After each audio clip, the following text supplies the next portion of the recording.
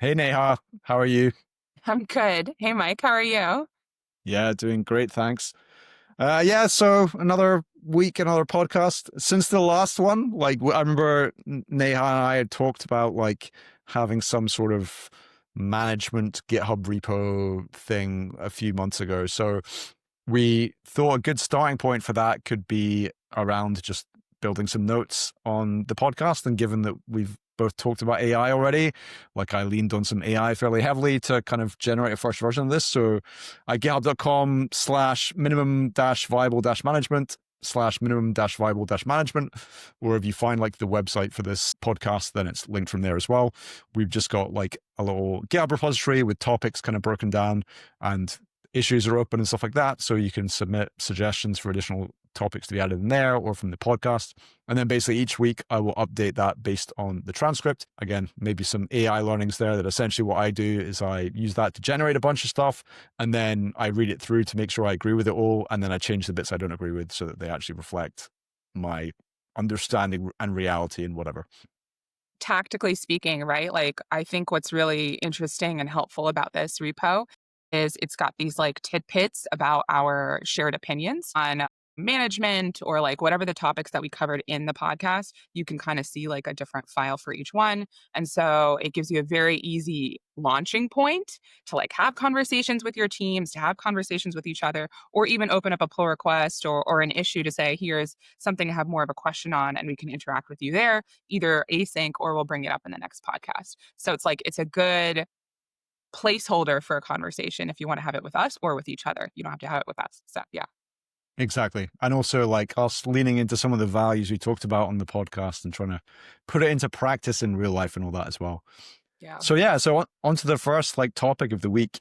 Um, so Neha, like something I thought you were really good at GitHub, and I guess I've experienced at kind of jobs more recently, is how you can build psychological safety in frightened teams. If you've got an engineering team who justifiably or unjustifiably is like felt worried, maybe they've had some bad management, maybe they've had people leave the company, maybe they've had people be fired or pipped or whatever it may be. Like, how do you make those people feel safe so they could do work, so they can do good work, and basically not feel frightened anymore and be effective? Yeah. So first of all, if there is like a team that's like not psychologically safe, I have to be able to recognize the signs. It's not that hard, right? Like you go and you have a meeting, you ask a question, no one answers, right? You go and you post something in Slack, no one responds, right? And then if you really want to take it the next level, you like say something that's like pretty much wrong and then no one corrects you, right? Like not a psychologically safe team. So it's important for me to kind of understand the tangles of how we got there. Chances are it's not just like one thing that got us there. It's like a multitude of things. And so I feel like I have this like ball of yarn that I'm like trying to figure out the different pieces to say if I can see if I can untangle different things. And it's like different every time. But things that help across the board are stability. So I think like especially if we took the example of AI right now, AI is something where like things are constantly coming in, there's change that's constantly happening, companies are constantly adjusting, there's a lot of competition. This is all outside of our control. And so if there is a lot of change that's happening and the team doesn't feel safe, I need to provide a place of safety. I need to give them something to start with and build a foundation on so we can get to psychological safety and that stability and consistency. As a leader, I can't tell people like, I don't know, just trust me. Like that doesn't fucking work, right? And not only does it not work, but like if you tell people to like trust me by default, they're going to get extremely pissed off. So I need to provide stability. And I usually do that if I'm coming into a brand new team is like, okay, cool. I'm going to like go and put myself out there and like put my values out there and then find a way to prove the consistency in what I say with what I do. And I have to tie the things together. That's usually with comms, right? So I'll post weekly and say, here's what I learned on the team. Here are my biggest questions. Thank you to these people who helped me, right? And so I'm trying to show people, okay, cool. I'm observing, I'm thinking, I'm talking to you, and you're seeing a reflection of my values that I've told you up front. So that's not even going to fix the psychological safety. It's just going to give a foundation to build that trust on, right?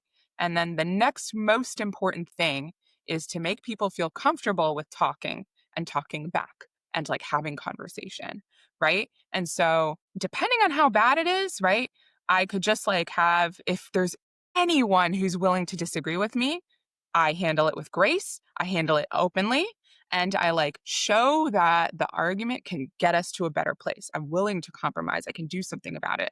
But if that's like not possible, then I will find one person in private who has been willing to argue with me in private and say, would you be willing to reenact this argument in public with me? And so that's like a subversive technique, but it's like, look, I think a lot of conversations that happen in DMs could happen in the open and like everyone would benefit from them. Like, I need to show people that they are safe with having hard conversations. And if they only do it in DMs, then only one person has changed their mind. So I need to find people who are willing to kind of do that in public and like maybe let more people come in.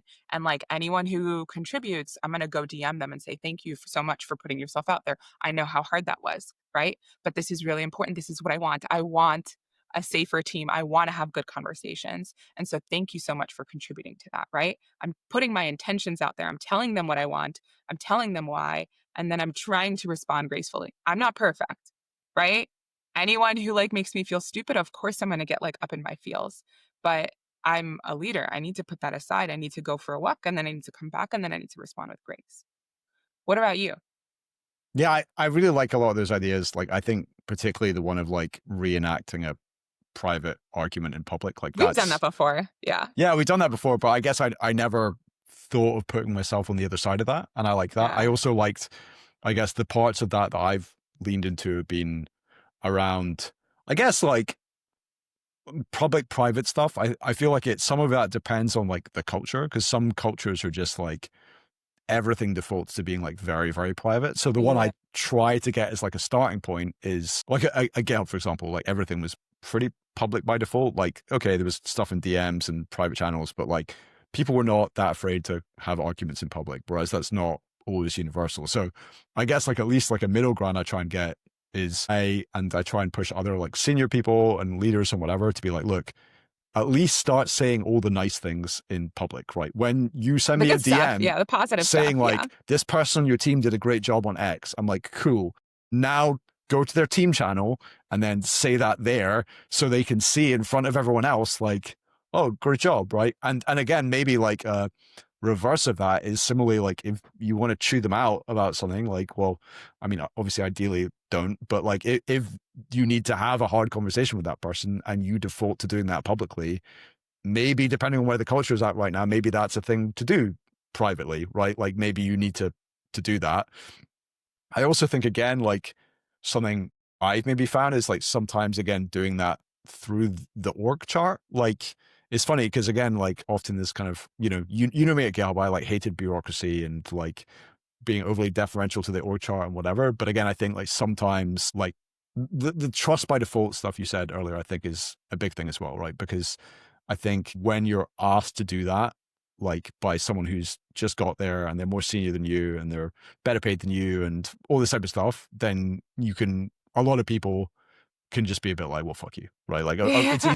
easy for you to say that because that would make your life and job very easy. Like, so of course, right? But no, I don't trust you. Who are you, weird new person, right?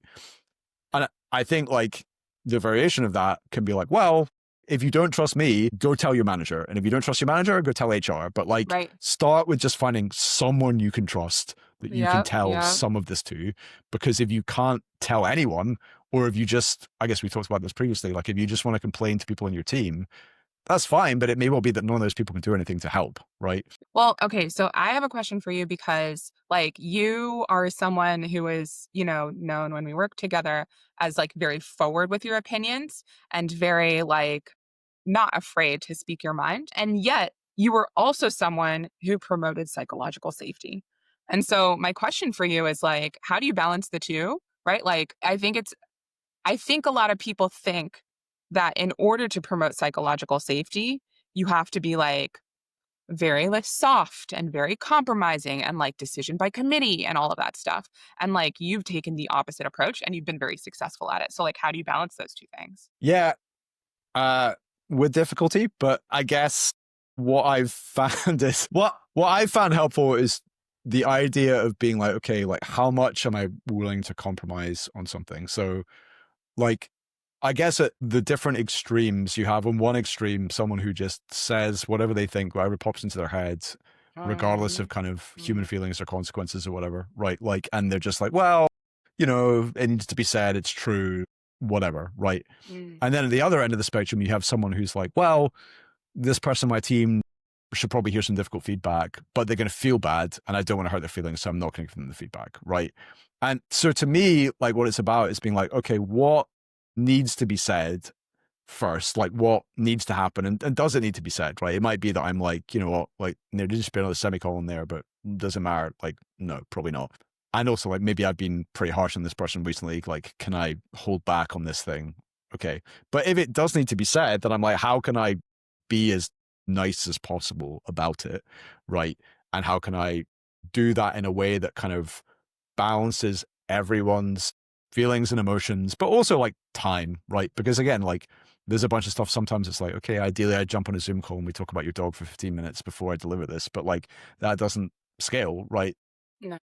And I think that's the thing, just trying to be like that and also trying to just not be a hypocrite about it, right? Like we've got a saying in Scotland, we talk about people who can dish it but can't take it.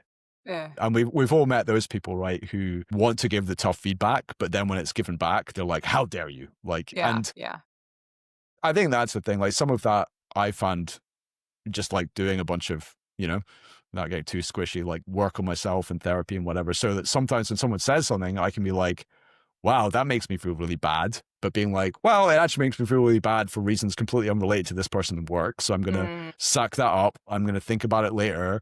And right now I'm going to say, thanks for the question, even if the question makes me feel crap and makes me look shit, because that's how we need to, because that's what I would want from them. So I need to be able to respond in kind. I mean, so I heard two themes from you. Like one is like pick your battles, and then the other one is role model responding to feedback really well. I think like the other thing that I've personally observed for you is that like you, and I try to do this as well, giving constructive feedback is an act of love, right? Like it flattering people all the time, exclusive, like, right. If it's extremely psychologically unsafe, you have to like go with positive publicly and like constructive privately. And like the goal is to eventually get to a point where we can do both openly, right? But avoiding the hard conversations is toxic, right? And so, and I think that the way that you balance it, that I've observed you balance it personally, is that you're willing to give that constructive feedback, you're willing to take it, and then you're in the trenches, right? Like I I think what we're skirting around is the people who always give opinions about constructive feedback or negative feedback, to be honest, who aren't in the trenches. They're not writing code. They're like coming in and they don't understand what's going on. You do your research. You are like opening PRs alongside them, right? And then it's a lot easier to build that trusting relationship. And I think for you, you're choosing almost like the harder path, but the more correct path along being like, okay, cool. I know that I have to fix this area. I need to turn the ship around. So I'm going to have to go get in the trenches. I'm going to have to build that trust with other people to the point that I can start helping shape them up and I can start improving things. Because if I just come in overnight, and this is the same thing with leadership or a principal engineer or anything, right? If you just come in and you're like, everything you're doing is wrong, ain't nobody want to hear that right now, right? Like, who are you to come in and say that? Even for me as a leader, I have to figure out a few things that I can improve and say, like, let me make your life better before I make your life temporarily difficult by telling you that you need to change something, right? Because if you just tell people that they need to change everything, it's all this work. Now, when you get to the highest level, right? Like when you get to like VP, CTO, et cetera, no one is going to bother building trust with you and doing all that shit. Like you have to, that's what the money is for. You have to take that right away. And people might come in and they might tell you everything that's going wrong. But when it comes to like managing directors, managing managers, managing ICs, like you have to do a little bit more work because they're actually writing the code that like makes the company run. So you have to do a little bit more work, right? Yeah. And I think that's the thing that you touched upon that I really like with that as well is like the idea of like effort, right? Again, like a principle I've sort of taken from open source, which is maybe a little bit contentious, is like in open source, this is saying less so nowadays, but almost like the person that does the work decides, right? So Yeah. don't try to either like micromanage, or on the flip side, I think it can go in a helpful way where if you're saying like, hey, this thing needs to change or you need to change or whatever, and the person's like, I don't know what to do, I don't know how to do that, like, Yeah. can you help me? Then in my mind, any almost like feedback like that should come with the assumption that if that person says, I need help, you're going to say, cool, like, in giving you this feedback, I signed up to help you do this, right? And it might be that you can't do all the work. It might be that that just means like you need to zoom a little bit closer in. It might be that you collaborate on the work together, whatever it may be. But I think, again, I think that that's something I've found kind of helps build trust, right? Is when you're able to, where people are able to see that you're not doing like just dropping in, here's some opinions I have, and then bye bye, I'll see you in a month and give you more opinions. And between now and then, I'm going to completely ignore what you're doing, you know? Yeah.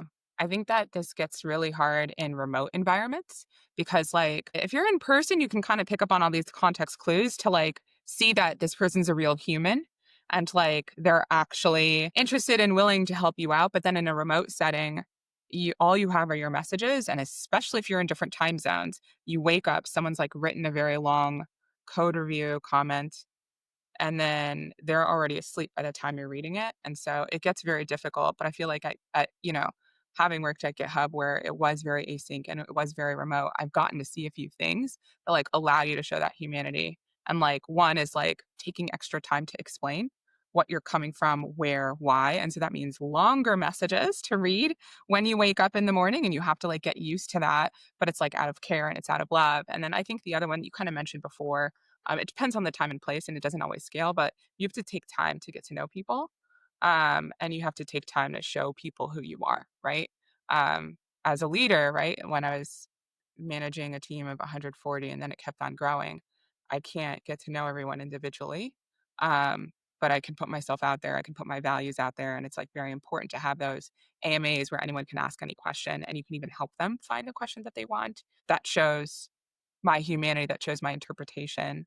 And it's like very hard to be human in leadership. I've been told that I do that really well, but it's not easy at all. Every single time I'm writing something, I'm trying to think about how to make it less jargony and more human and more like I have filters in my head, right? Is it in line with my values? Is this something that like people can kind of understand where I'm coming from and why? And have I taken the time to like truly articulate how I feel, or am I just reacting to something? And that all takes extra time and effort, but I think it's worthwhile because then people will actually trust you.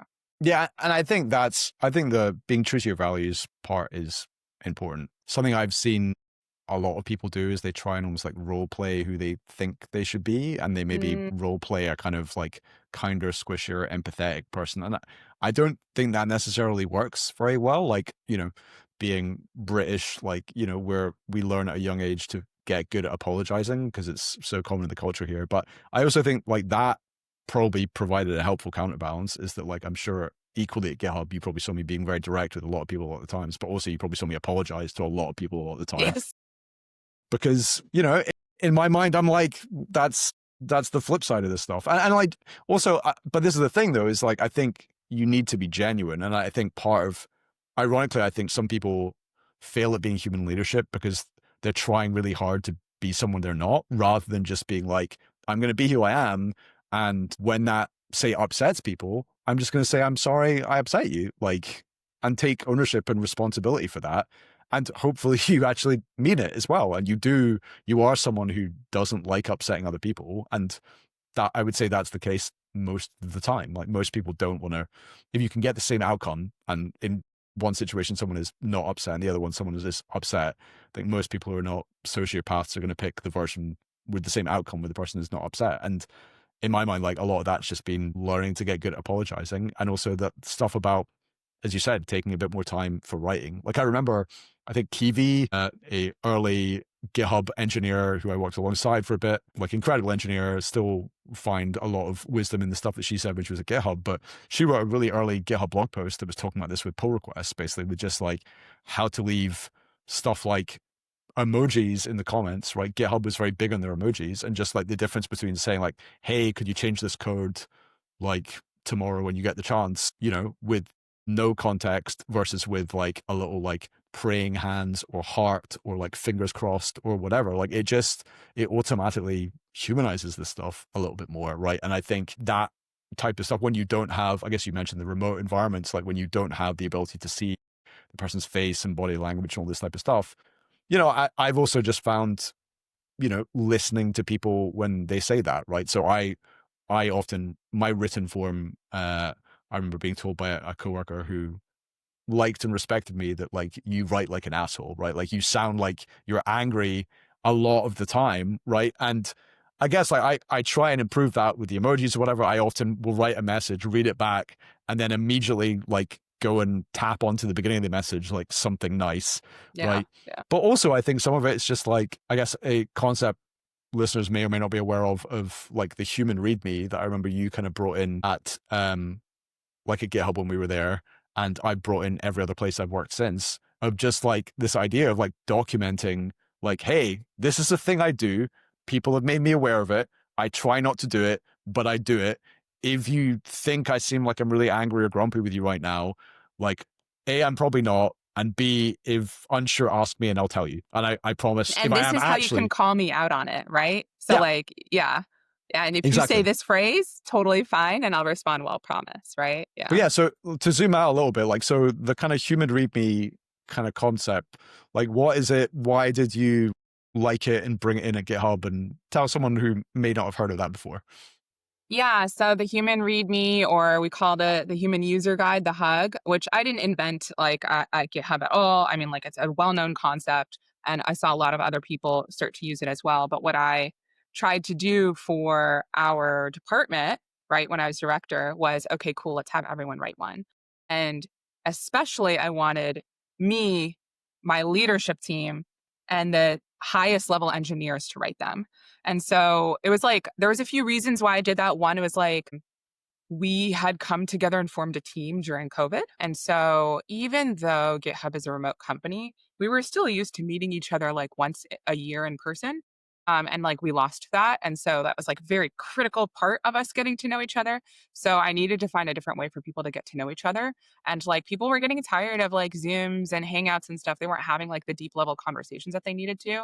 Uh, Number two was that we grew from 14 to 47 in 2.5 years.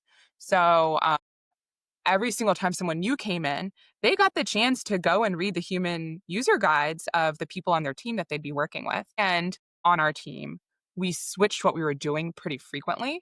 And so you might be paired with different people that you never work with. And I wanted people to like have this self-serve repository to be like, here's who you're going to work with. Let me like learn a little bit about them.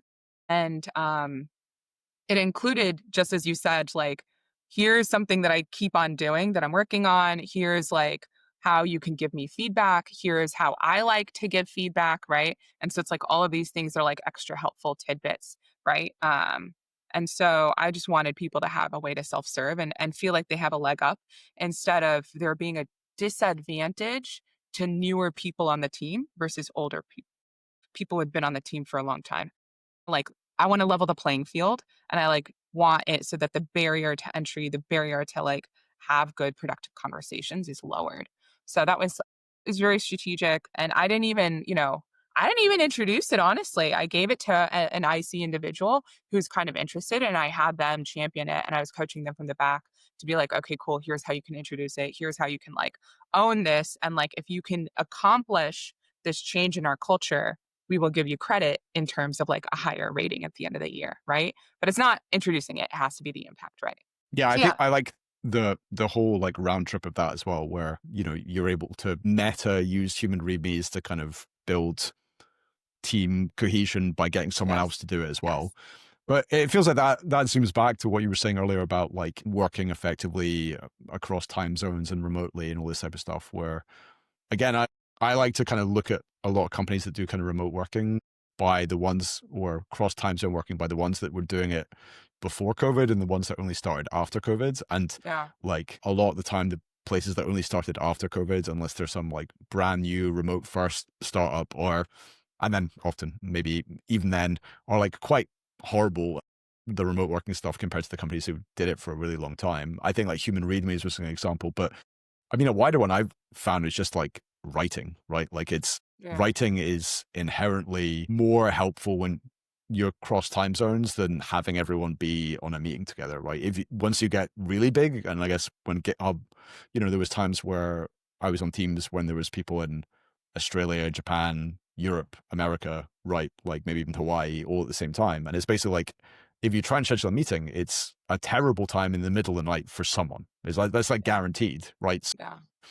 In those cases, it's like, well, does it need to be a meeting? Can you not have one? And could this be at least the input to the meeting or the output from the meeting? Could it be written collaboration that people could kind of deal with at different times and places and whatever? And yeah, and do you have any thoughts for other really high value things for cross time zone, remote working, whatever it might be? I think that something that I've been circling my head around, and I don't have a full opinion, I'm actually curious what you think, is that this is both true for in person and remotely.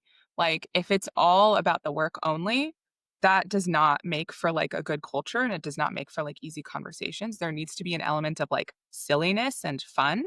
And like I in my limited experience, I feel like there's a correlation between like making a little bit of time for silliness and having a little bit of fun and like, you know, sharing the bird catcher that you have in your backyard or whatever in a public channel and being able to talk about those things.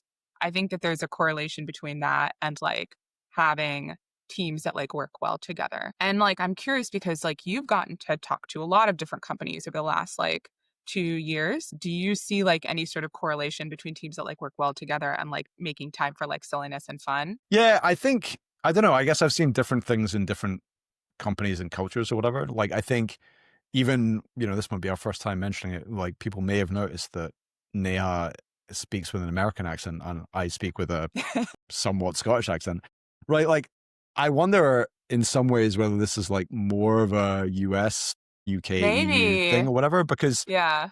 I definitely feel like over here, fewer people seem to almost like need to get that social component from their work because a lot Yeah. more people get it from spare time and friends and family and whatever, right? So I feel like it's less of a thing culturally here. But again, I don't know if that's, I've yet to do a randomized control trial experimenting properly on this stuff. Because I think, I guess the flip side is, and I think sometimes GitHub, certain individuals or teams or whatever strayed in this direction where people spend hours trying to find the perfect meme to get lots of Yeah. likes and you sort of social mediaify Yeah. like the Yeah. water coolers at work.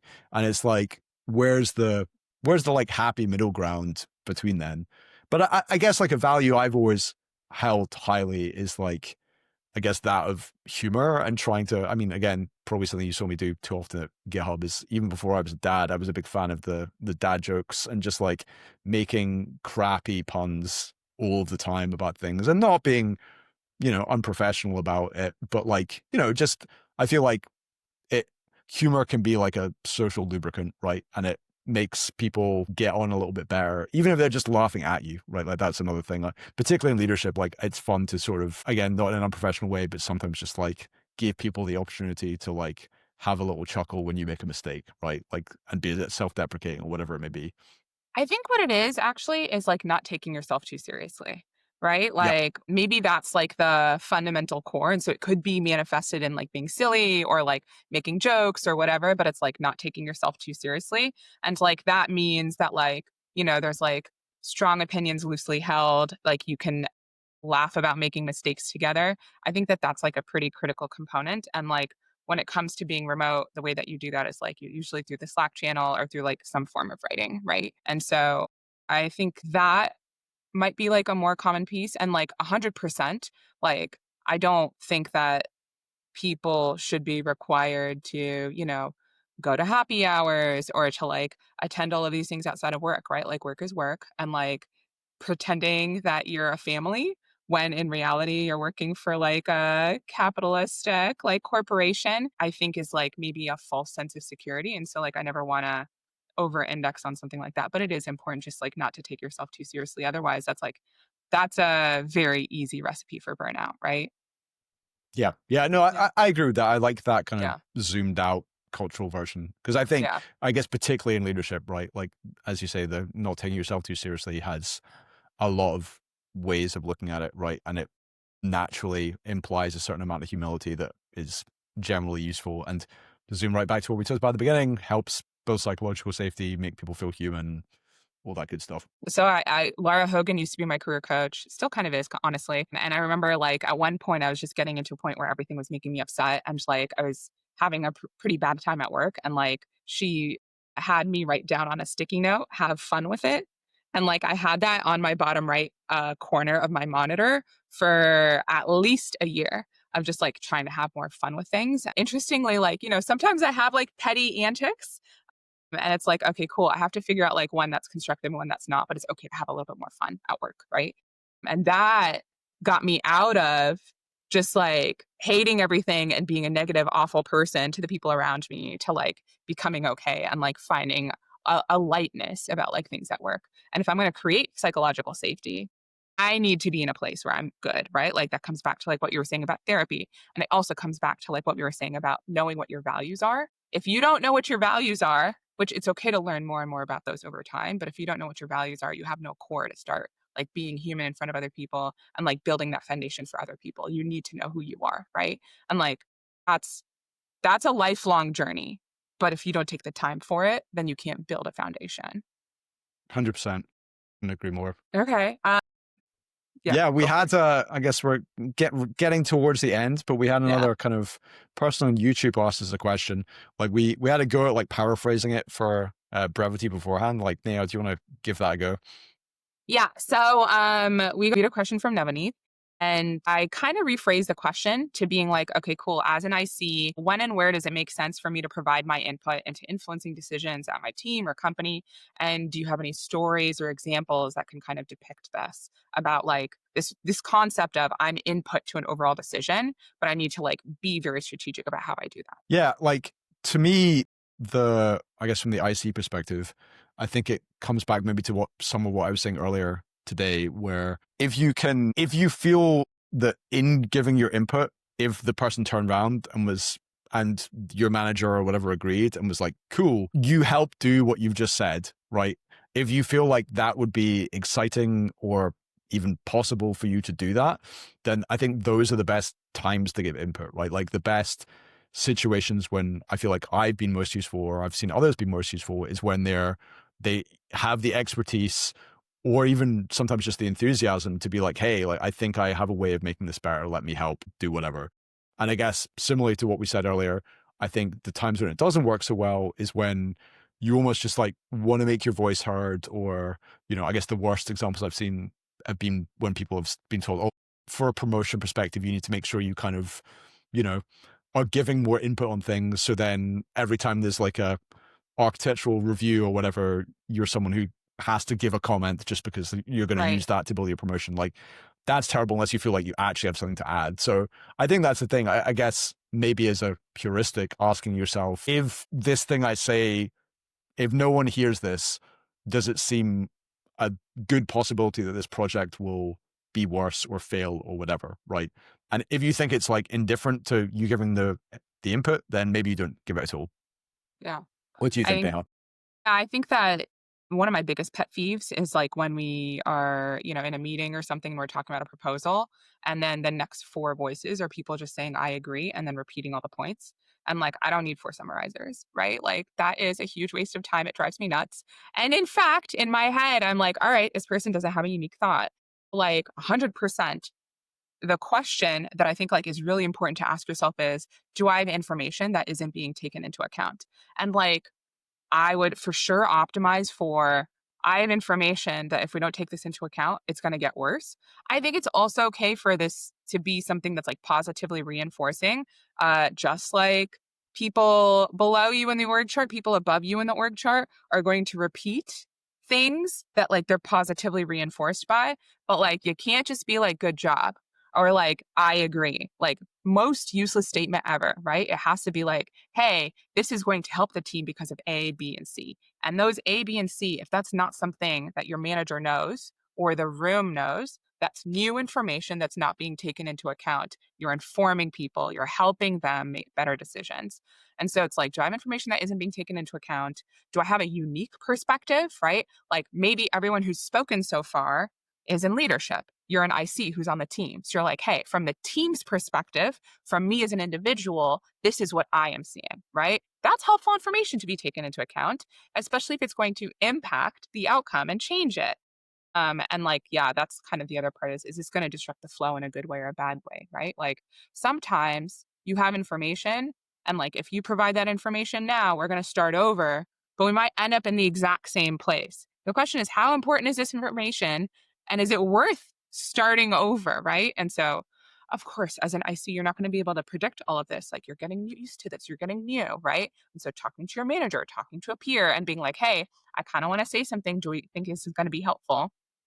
Is a great way to dip your toes in. And then I think like the last thing, like if you wanted like a small bite-sized way to kind of play with this a little bit more, every single time someone in management who I feel like is putting a genuine effort into building trust with the team and doing something that they haven't been doing historically, if they put out something in writing and I like it, I'm going to message them and I'm going to say, hey, I really liked your post. Here's what it made me think about.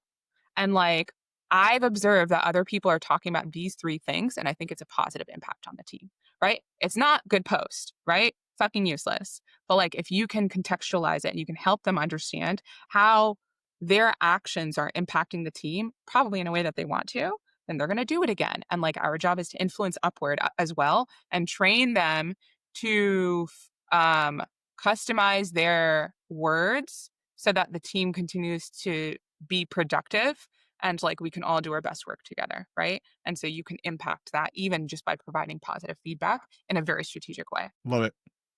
Awesome. Thank you, Neha. Thank Spitting you. knowledge This as was usual. fun. Yeah. Yeah, Let's do it always again. fun. Well, Yeah. thank you everyone who's watched or listened or whatever to this. And yeah, we'll see you in the next one. If you've got questions, thoughts, comments, put them on the various social platforms or whatever that you might have seen this on, or email me at mike@mikemcquaid.com and we can talk about it in another episode. Yeah. Have a good week. See you.